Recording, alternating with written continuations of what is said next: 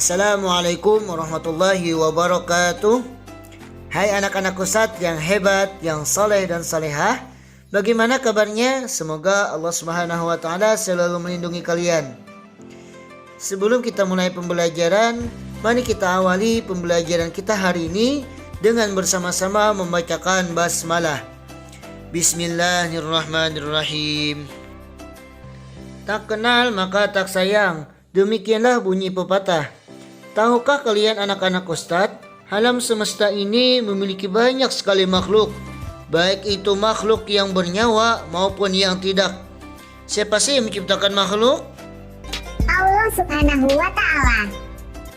Ya, benar sekali. Dalam agama lain disebut dengan Tuhan. Dalam agama Islam, kita menyebutnya Allah Subhanahu wa ta'ala. Maukah kalian mengenal lebih jauh tentang Allah Subhanahu wa ta'ala? Kalau kalian mau, yuk kita belajar bersama. Semua umat Islam pastinya mengenal Allah Subhanahu wa ta'ala. Tahukah kamu bahwa Allah Subhanahu wa ta'ala memiliki nama-nama yang baik dan indah? Atau kita mengenalnya dengan istilah Asmaul Husna. Di dalam Al-Quran disebutkan bahwa Asmaul Husna berjumlah sebanyak 99. Dalam pembelajaran kali ini kita akan belajar 4 Asmaul Husna, yaitu Al-Mumit, Al-Hayyu, Al-Qayyum, dan Al-Ahad. Sudah tahukah anak-anak Ustadz apa arti Asmaul Husna tadi? Kalau belum, simak terus ya. Yang pertama yaitu Al-Mumit, artinya maha mematikan.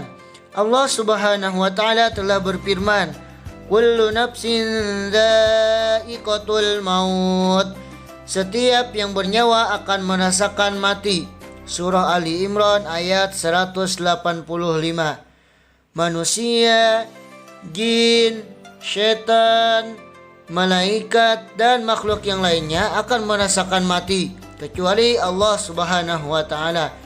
Oleh karena itu, kematian tidak dapat dihindari manusia. Apakah kalian takut dengan kematian? Jangan takut ya, kita persiapkan saja bekalnya. Apa sih bekalnya?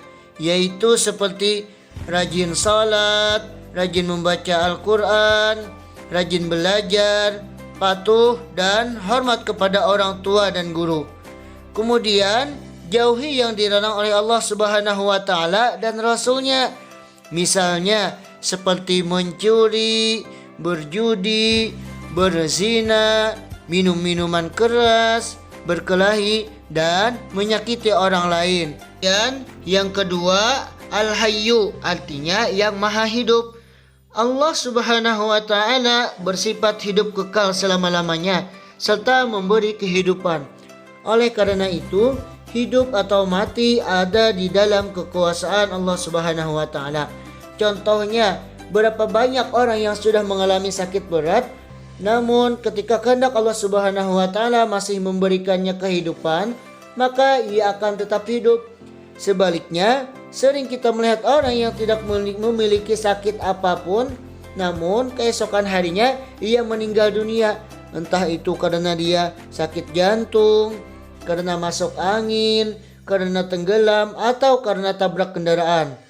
Itulah semua kekuasaan Allah Subhanahu wa ta'ala dalam sifatnya Al-Hayyu.